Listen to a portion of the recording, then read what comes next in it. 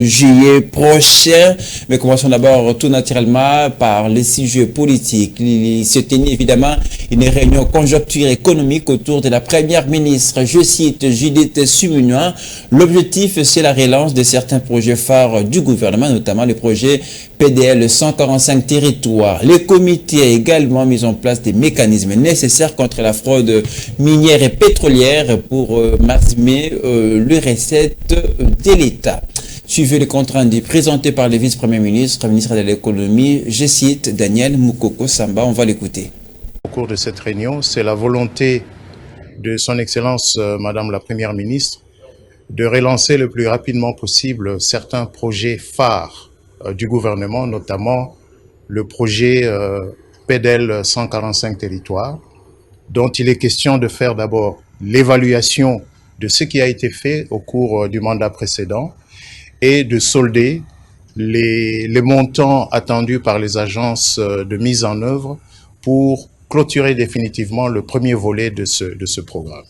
Évidemment, pour financer ce programme, le gouvernement a besoin de plus de recettes. C'est la raison pour laquelle, au cours de la réunion de ce jour, nous nous sommes appesantis sur la problématique de la fraude sur nos produits miniers.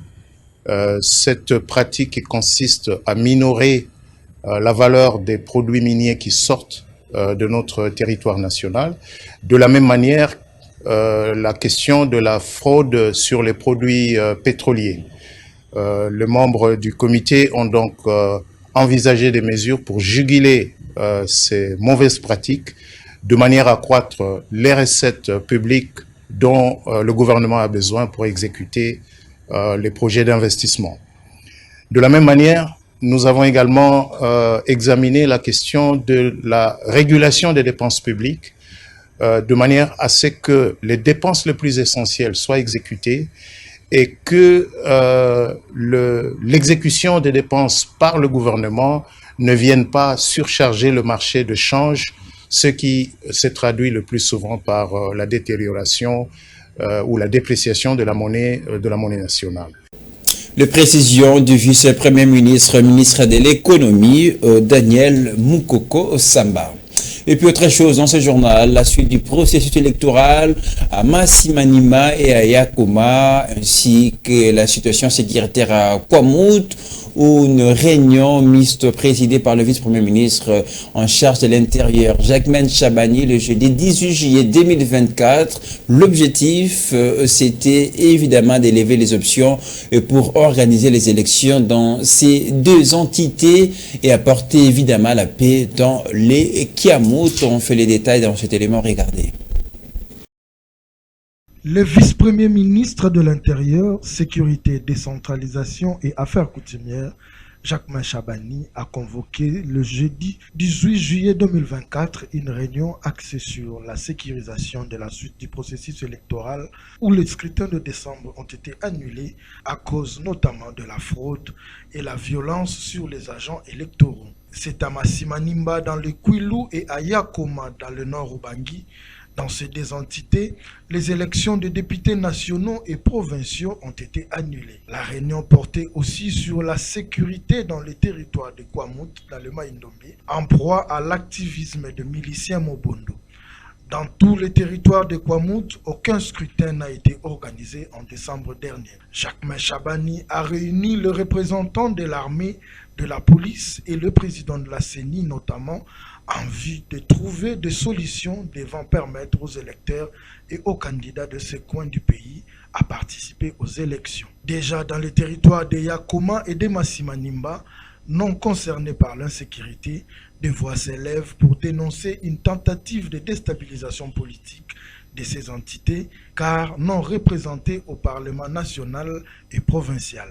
Prévues en date du 12 juillet dernier, les élections n'ont pas eu lieu dans ces deux territoires. À l'issue de cette première réunion de comité de pilotage de la situation sécuritaire, le porte-parole du gouvernement a précisé qu'il était principalement question de faire le point sur ces trois zones, mais surtout sur les territoires de Kwamut, où la CENI doit commencer l'enrôlement des électeurs. Pour des raisons d'insécurité, la CENI s'était vue en incapacité d'organiser les élections dans les territoires de Kwamouth ainsi qu'à Massissi et Rutshuru. Ces deux territoires de la province du Nord Kivu ont été exclus car la rébellion du M23 y occupe de vastes zones.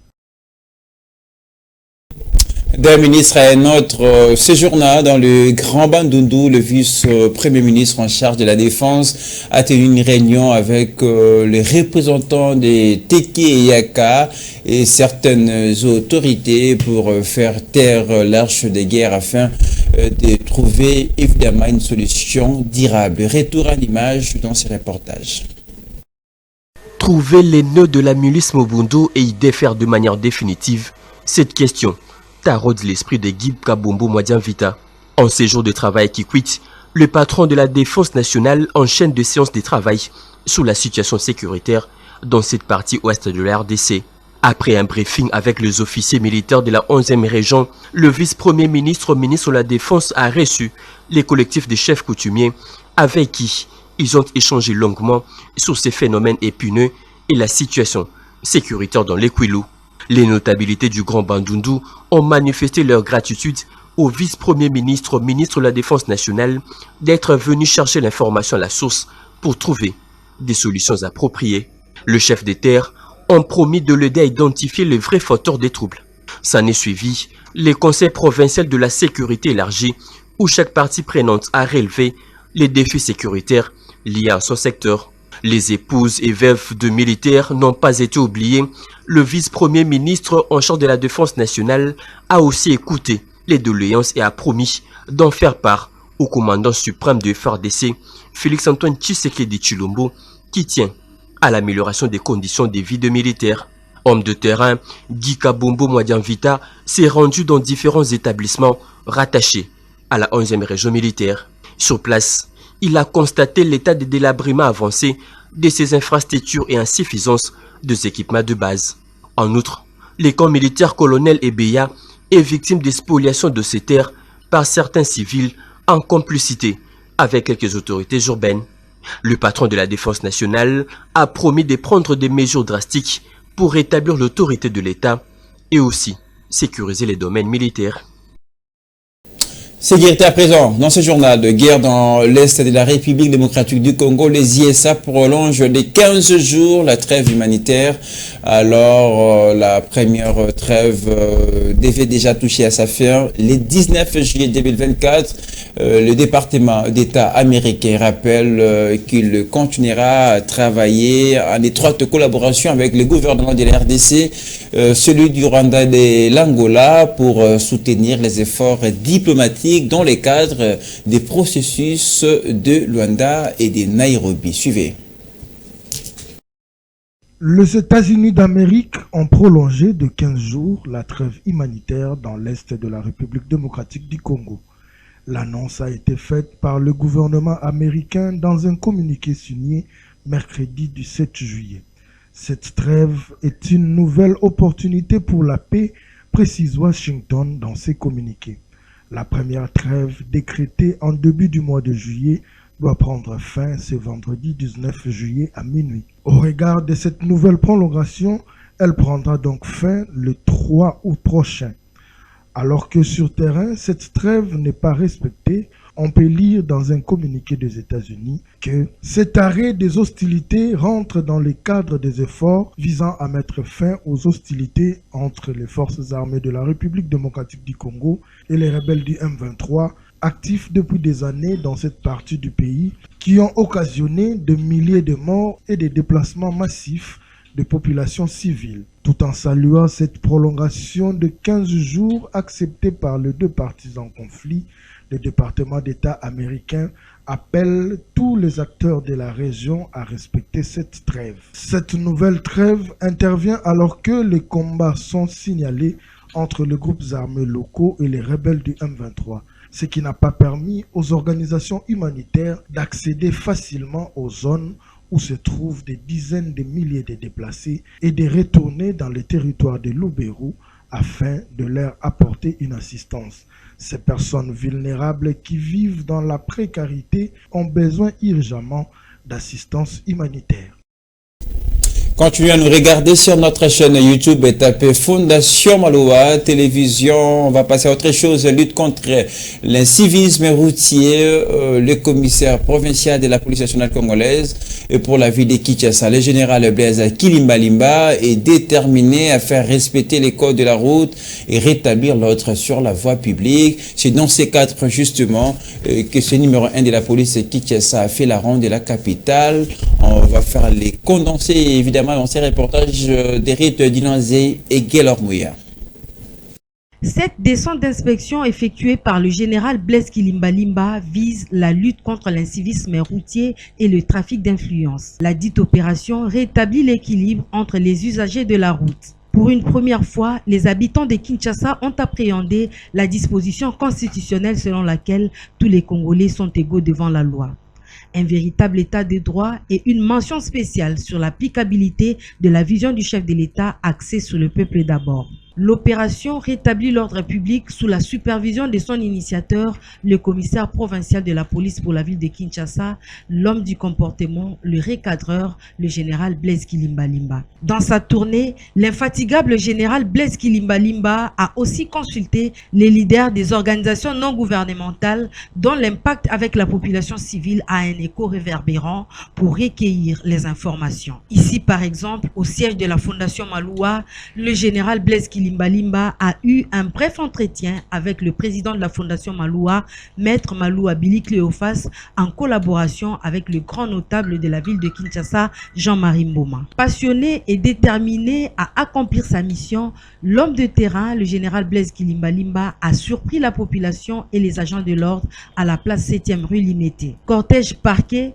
le numéro 1 de la police est descendu personnellement pour vérifier les services de la police nationale congolaise. C'est un commando bien battu avec du charisme impressionnant qui échange avec la population sans embâche ni faux fouillant. C'est le numéro pour benga biso tozwaka information na temps réel, au même moment en temps le numéro 1 est belé à partir de l'état-major bureau na ngai kindo na district nyonso et na GMI nyonso ezali po mabe wana même ya policier même ya collaborateur nanga pour dénoncer mais ce qui a tenu au comment na osilano et pourtant totindi yango tina ba église ba communiquer ça ezali pour la communauté la insécurité yope ozana ndenge ya kosunga mboka na yo ne fiske na information ya malamu to ya mabe opesi na acquis de droit liango topesi bino banimero bosalela yango ngamuku naza kuna na kati ya groupe voilà boye mokozi nyonso wana totiango na groupe moko information atare boye mokozi natanga kango pe na ata collaborateur policier asali mabe dénoncer wana dérapage nyonso tia wana biso tokoexploite pe tokokanga bato wana. Après cette mise au point, le cortège du général Blaise Kilimbalimba a pris la direction du bouillonnant district de la Tchangou. Chemin faisant, le général Blaise Kilimbalimba a recadré les choses selon le constat fait sur le lieu. Arrivé à la place quartier 1 dans la commune d'Ndjili, le patron de la police pour la capitale a observé rigoureusement le travail de ses troupes. Une surprise agréable pour la population de la Tchangou.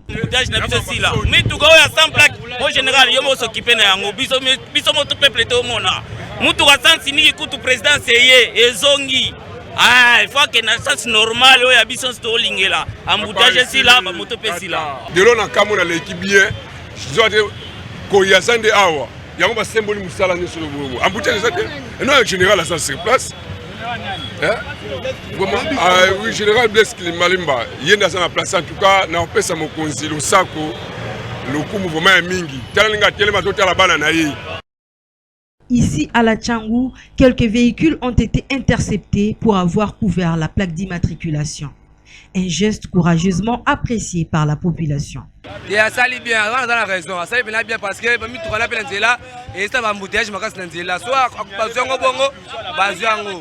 Et ça bien, et ça bien bien. Oyana moto, Au moins, la colonel a sens unique. Alors, respecter à moutité que oh, mon tout bien été. Il y a un colonel, au ministre,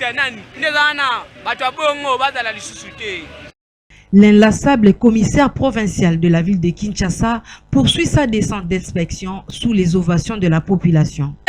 Général Nabiso Oumela, aye panzela biso bamboutage masala toi si ça peut kuluna a Oumela. Parce qu'on a sepé le mon général nenga yeboé a fongola nzela ba konta moutage ezala makasi. Deuxièmement kuluna le sous makasi awa ba okato basa ki moete. Nenga yeboé asala musala malamu. To sepé na yepo azabien na to mone azabien. Les véhicules prétendant avoir la priorité de tous les sens de la route ont été obligés de rebourser chemin. Les récalcitrants ont vu leurs véhicules arrêtés et embarqués dans le véhicule de la police nationale congolaise Portatou. Direction la fourrière de la police où des instructions sévères seront données aux propriétaires de ces véhicules. Ce contrôle se poursuivra jusqu'à ce que le respect du code de la route sera complètement effectif. Le numéro 1 de la police pour la capitale, le général Blaise Kilimbalimba, poursuivra sa mission jusqu'à ce que les Kinois seront complètement satisfaits.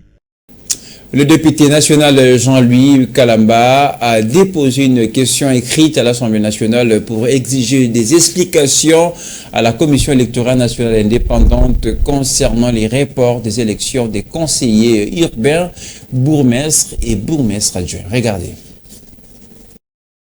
Une question écrite adressée au président de la Commission électorale nationale indépendante, Denis Kadima, a été déposée au bureau de l'Assemblée nationale. Il s'agit d'une initiative du député national Jean-Louis Kalamba Nguindou qui veut avoir de plus amples informations sur les reports inédits des élections des conseillers urbains, des bourgmestres et bourgmestres adjoints prévu le 19 juin de l'année en cours. Le lit de la circonscription électorale de Lubumbashi dans le Haut-Katanga déplore le non-respect par la CENI de sa propre programmation et l'habitude d'annoncer les reports intempestifs de scrutin à la veille des échéances prévues. Conformément aux dispositions du règlement intérieur de l'Assemblée nationale, Jean-Louis Kalamba Nguindou a indiqué que le président de la CENI dispose de 10 jours pour répondre à sa question écrite. En cas de non-satisfaction, il n'exclut pas l'option de saisir également le membre du gouvernement censé financer le processus électoral en République démocratique du Congo. Dans un communiqué, la CENI avait annoncé le report inédit des élections des conseillers urbains, bourgmestres et bourgmestres adjoints prévu le 19 juin 2024. Selon la commission électorale, ces reports est consécutif à des contraintes d'ordre financier liées à l'organisation matérielle de scrutin. Ces scrutins font suite aux élections municipales du 20 décembre 2023. Après les élections présidentielles, législatives et provinciales de décembre 2023, la CENI éprouve d'énormes difficultés financières pour son fonctionnement et tenir son propre calendrier. Avant d'arriver à l'organisation des élections des sénateurs et gouverneurs, la CENI a eu à modifier son calendrier à plusieurs reprises. La réunion hebdomadaire de la force du progrès état-major général a vécu hier jeudi 18 juillet au siège national situé sur la 10e rue Limité. La crise au sein du parti présidentiel, le sujet a été longuement abordé sans embâche par ces combattants qui sollicitent tout de même l'implication personnelle du chef de l'État pour la répartition interne Fifi Kalumbe et Junior Santos. Comme tout enfant qui souhaite voir sa famille vivre en paix et dans une stabilité totale, la Force du Progrès, cette structure d'autodéfense de l'UDPS, État-major général, a ainsi consacré la réunion hebdomadaire de ce jeudi à l'analyse et propositions pouvant aider à décanter la crise qui sévit au sein du parti présidentiel. Sans avoir froid aux yeux et avec un ton serein et ferme, le vice-président de la Force du Progrès, État-major général Bosseina Issassi Balaise, n'est pas allé par le dos de la cuillère pour solliciter l'implication du chef de l'État pour une réparation à l'interne et plus rapide avant que les pires n'arrivent.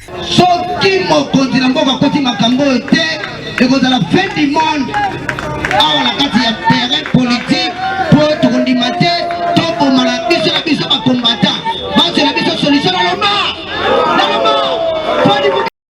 De son côté, le président général de cette structure d'autodéfense de l'IDPS, Paba Mokini, affectueusement appelé Moselou Mbembe Benzema, a, avec toute sagesse, interpellé la conscience des uns et des autres sur le méfait du désordre et combat interne qui ne profite à rien sur la gestion du pays par les présidents de la République.